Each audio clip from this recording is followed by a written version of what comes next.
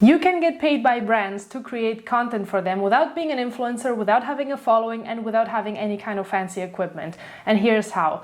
So what we're going to talk about in this video is going to be kind of like a mini course of like how to become a content creator or a UGC content creator for brands and companies, what equipment you need, how to get started, how to do a portfolio, how to find clients, how to price everything. This is going to be like everything. So bear with me if the video is like a bit long. I'm going to try to divide it in chapters. So what is UGC content? UGC content by the end of the day is user-generated content, which means something that I can generate, you can generate, anyone can do with their phones, with the cameras, whatever they want. So I feel like brands, with the rise of social media, especially with Instagram, have started to pay more attention to influencers to create content for them. And at the end of the day, an influencer kind of does UGC, but they don't only sell the UGC like a video with them, like doing an unboxing, explaining something, but they also sell the targeted audience to them, because if someone has like, I don't know, 3 million followers of like little girls, you just do the content for them and you're also giving them the audience. With UGC content creators, when you just produce the content for the brand, it's kind of like the first part without the second part. But that is interesting for brands right now, because with the rise of TikTok, you know, sometimes when you're scrolling through TikTok, you will be looking at people's like normal videos and then you will have an ad somewhere in there. And the best thing that a company can do right now is make that ad look like another video where you don't really realize that it's an ad, so that you eat it up, basically. And if you're probably like looking at like normal people's videos and you see an ad that's very like post-produced, very edited, have actors in them and looks like a commercial, you're probably going to realize it's an ad and just be like, nope, I don't want to see that. But the moment you see another person who's kind of like explaining a product and something in a very normal, natural kind of way, you might not realize it's an ad, because there will be TikToks of people talking about products that are not ads or not promoted or anything by the company. So for companies, people like you and me who are like natural, who just want to like make some extra money on the side, or maybe make this like the main income, we are very interesting to them right now. And there's a big job opportunity for that, because honestly, in this month, it's like the 30th of August and I already like kind of booked 2 jobs for the next month. One is paying me $900, the other one is paying me $800. So I'm already like with 2 jobs that are like 2 videos. One of them is like a 5-minute video, the other one is like a TikTok, which was like a 20-second video with 3 photos. And for these 2 jobs that took me maybe like 4 days to do, I'm already making what's like a normal salary here in Spain, which is like 1,700, something like that. And this is like the month didn't even start yet. So like, and I usually get a few more clients along the month. So this will be like a mini course on like how to get started, how to get your portfolio going, how to find clients, the platforms, how to price everything that I've learned in the past like year and a half that I've been doing this. So once you know all of this and you're interested in doing this because you're like, okay, I like to be in front of the camera, I like to be maybe I want to be the face of a brand, I want to make an extra income, I want to make a side hustle, I want to make this my full-time job, whatever reason might it be, this is how you get to do it. So first thing, obviously, you need to be comfortable being in front of the camera. I mean, that's a given, obviously. If you're not, and if you're just starting out, I feel you. I was there 2 years ago. I was not really comfortable being in front of the camera back then. But this is my advice if you are not comfortable in front of the camera. And it's first thing, start filming TikToks every day. It doesn't need to have it doesn't need to be like a very long thing. It can be like a 30-second to a minute one kind of video. You don't need to post it anywhere. It's just in order for you to get comfortable in front of the camera. That's the first thing. And second thing, if you want to start doing that, just for you to practice and for you to gain confidence and all, use things that you have deep knowledge about that are simple. Like, for example, like, I don't know, you can use the prompt like, what was your day like? Did something special happen? Or talk about a product that you have at home. Like, for example, I don't know, my multivitamin pills for like my, what's it called? This thing with iron that I have. I have iron deficiency. So I can just be like, oh, I bought these pills back then and they work really well for me. And just like think that you're talking to a friend and just explain your story, explain anything. It can be like the most stupid thing, like, oh, I have a My Little Pony background on my computer. Why do I like My Little Pony? I don't know. It could be whatever. So just try to like I don't know, maybe take it as a monthly long challenge to film a video every day to just like get comfortable in front of the camera. The reason why I feel like this is important in the long run is because at some point when you want to start working with clients, you will have to have maybe a few videos that are like examples for companies to hire you, like a portfolio type of thing, or maybe brands will just want to see how you develop in front of the camera. So it would be good that you in the end have some videos that you can actually post somewhere, or that you can have on a Google Drive, so that companies can just like see them and be like, okay, we like how you express yourself and all of that. So this is where it gets maybe a bit tricky for some people, but I would also recommend people to get a TikTok profile and an Instagram profile and post some of those videos there. You don't need to post them right away. You don't need to post them at the beginning when you feel like self-conscious of yourself, but you should post some of your content, and you should aim to have a social media profile that's kind of targeted at finding clients. You don't need to be like looking for clients, or you don't need to be doing anything to find clients. I'm just saying that having a profile with your videos on there, you don't need to be like become a big influencer, because you know that this job is not about having followers. It's just about how you create the content. But I feel like brands trust people more when they see that you have an online presence, even if it's like 100 followers, it doesn't really matter. But the fact that they will maybe see the analytics of certain videos, or maybe you have 1 or 2 videos that blow up, that will give the brands trust for them to hire you. Because if they see that you at some point made like the most stupid video, talking about like the most stupid thing, but that video kind of like went maybe a bit viral, maybe 1,000 views, maybe 2,000 views, the company will see that as an extra. They will see that as like, okay, this person is not an influencer, they're not moving masses, but the way that they talk, the way that the charisma that they have on their videos is something that we want. Because, for example, I do have an influencer profile on TikTok, and every time I have to send a portfolio to my clients, I just send them my TikTok page, and I'm like, here's what I do, here's my presence on camera. And last week, for example, I had a client where they were like, oh, we want an ad for this product. And usually when professional companies hire me, they want like an ad kind of thing sometimes, because they wanted it for the webpage, not for the TikTok that much. But this company, when I did the whole like more professional ad type of thing, they responded being like, oh, actually the clients saw your TikTok and they saw that you're like very goofy and very like you joke around a lot and everything, and they actually wanted more that type of video that's like your personality. And I was like, oh, sorry, I like misunderstanding, because like if they don't send you examples, sometimes it is a bit more complicated. So I was just like, yeah, sure, I can just redo it. And I did a way funnier version after, and they were super happy with that. So sometimes the companies will also hire you for your personality more than just like your presence, how you look and everything, which also is obviously a big part of that. So having said that, you just like practice, you set up a portfolio, you can have like that on your TikTok profile. I would recommend doing that. And if not, you can always just like create a folder somewhere like Google Drive, and then just send it to clients, and then they can have a look at it. What do you need to get started? Honestly, when it comes to like products and like ring lights, tripods and all that, you don't need that much. I film everything on my iPhone 12 Pro. I have filmed things on like an older phone that I have, like my Huawei P20, because that was the phone that I was dragging with me for the past like 6 years or something. And that was fine for brands too. Some people might use their cameras to make it look like more professional, whatever. I usually never do that. I will only use my camera if I have to be like on my phone for like a shot, and then I will need something else to film. Or something I would just like borrow my sister's iPhone and then just like do it that way. So honestly, you just need a phone that has like decent camera. It doesn't need to be an iPhone. It can be any phone that just has like decent camera. If you have a camera, you can always use the camera, like that's not a problem. The next thing, the only thing that I feel like you need are tripods, because I feel like sometimes you will be filming in your house, sometimes you will be filming outside. So it really depends. And I was gonna say, I'm gonna show you my tripod, and I don't know where my tripod is. Where the fuck is my... Yeah, I actually don't know where my tripod is. Well, we have the big one that's in the camera, which is one of the tall ones. And then I have one of those gorilla pods that are very like bendy, that I usually take around with me when I film outside of the house, because you can just like attach it anywhere. I will have links of everything down below if you want to check it out on Amazon, because that's the best place to honestly get all of this.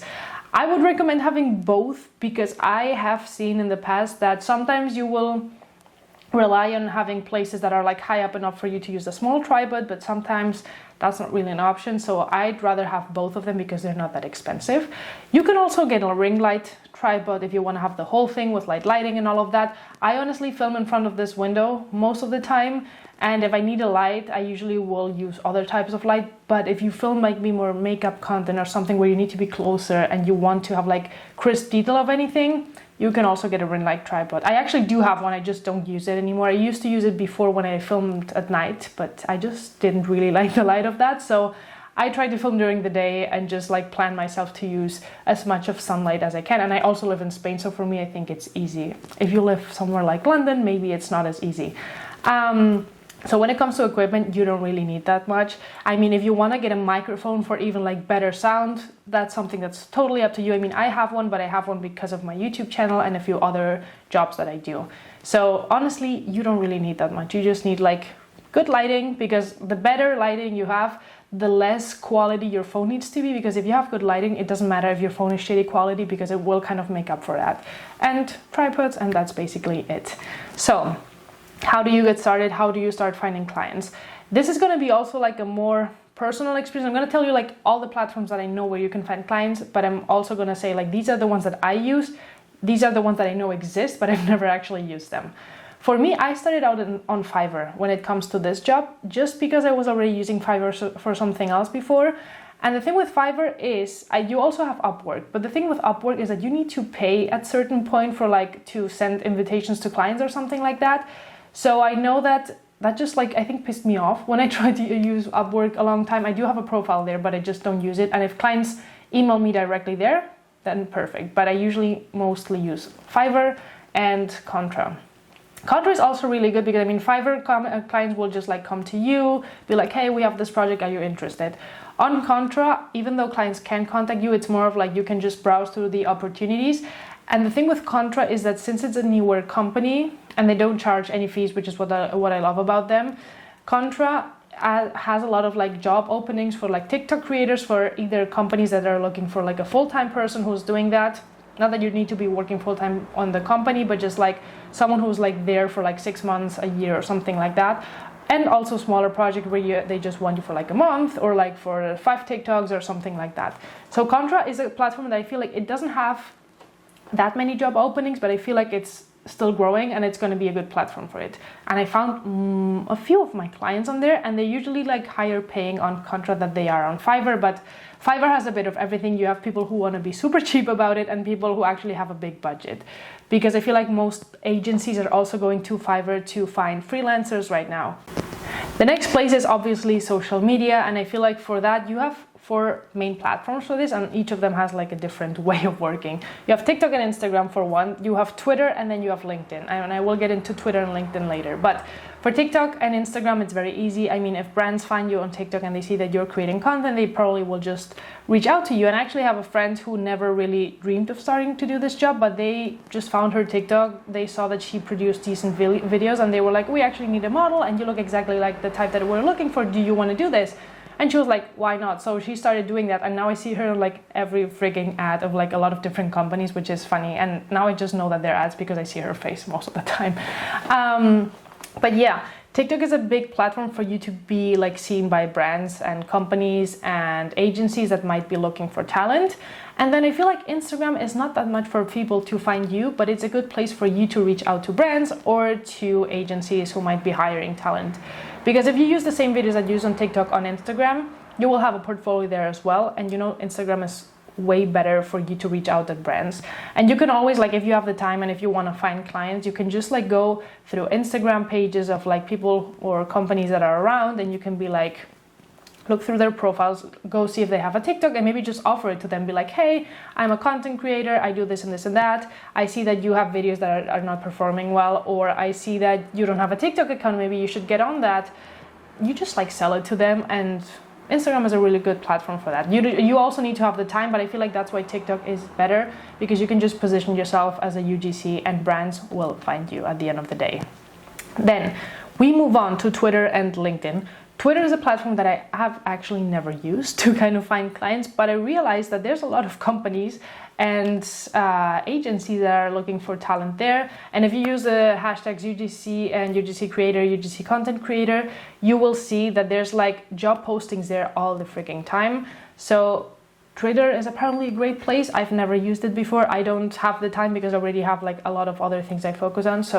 But for anyone else, I feel like they have a lot of job offerings and postings and everything. And on LinkedIn, it's kind of the same thing. But I feel like on LinkedIn, you're going to get a different type of client, which might be what you're looking for. But I changed my position on LinkedIn to like UGC Content Creator, TikTok Content Creator, and a lot of brands reach out to me via that. But some of them reach out to me to have me working for them 8 hours a day, which is not what I wanted. And they keep on doing that, and I keep on telling that I'm a freelancer. If you want to have contract work, I'm fine with that. If you want to have me work for you and come to the office, like, I'm not your person. But you will also have other companies who might be looking for like a temporary person, or they're open to just let you work however you want. So it really depends, because maybe you want to become the TikTok creator for a brand and just work and have a safer job. I mean, it's not really safe, but you know what I mean. Next thing would be agencies. At the end of the day, I feel like on Fiverr and Upwork, there a lot of the times you don't really get a company reach out to you directly. Maybe it will be the marketing person of that company. Sometimes it's just like the agency that's in between that's looking for talent. So sometimes it would make more sense to just go directly to ad agencies to be like, hey, I'm looking for these types of jobs. You can have me in like your file or like your database or whatever. I have not really gotten into that, like finding agencies, because I mean, as I said, I focus on certain things and it has been working for me pretty well. Like, I don't need more clients right now. But if you're looking for something more stable, or like to have more work come in, like, I feel like agencies would be the way. But I don't really know any agencies that are like hiring that type of talent. But I feel like in the States that might be more normal than it is in Europe, at least for now, because this is like a very new thing.